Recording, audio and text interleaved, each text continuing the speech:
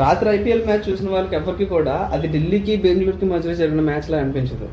ఏదో బెర్ముడాకి ఆస్ట్రేలియాకి మధ్యలో జరిగిన మ్యాచ్ లాగా, లేదా ఉగాండాకి ఇండియాకి జరిగిన మ్యాచ్ లాగా, లేదంటే జపాన్కి న్యూజిలాండ్కి జరిగిన మ్యాచ్ లాగా అలా అనిపించింది. అరుణ్ జైట్లీ లాంటి స్టేడియంలోని వాళ్ళు 264 రన్స్ కొట్టినప్పుడు కూడా మనం అయ్యో అనుకున్నాం. రాత్రి మళ్ళీ బెంగళూరు మీద ఆడినప్పుడు కూడా అయ్యో అనుకున్నాం. జాలి పడాల్సిన పరిస్థితి వస్తుంది ఢిల్లీని చూస్తే.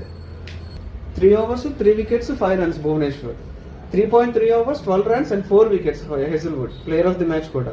అండ్ ఒక్కడు శ్రేయస్ శర్మ ఒక్కటే కంప్లీట్ గా ఆర్సీబీ తరఫున 4 overs కంప్లీట్ చేశాడు, 7 runs మాత్రం ఇచ్చాడు, 1 wicket.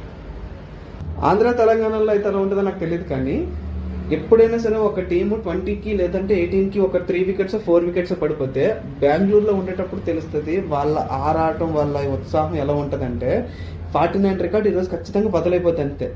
లిటరల్లీ రాత్రి మా ఆఫీస్లో చూడాల్సింది ఒక్కొక్కరు మొహల్లో టెన్షన్. ఢిల్లీ మీద కంటే మామూలు మీద నాకు చాలా జాలి అనిపించింది, బెంగళూరు మీద చాలా జాలి అనిపించింది.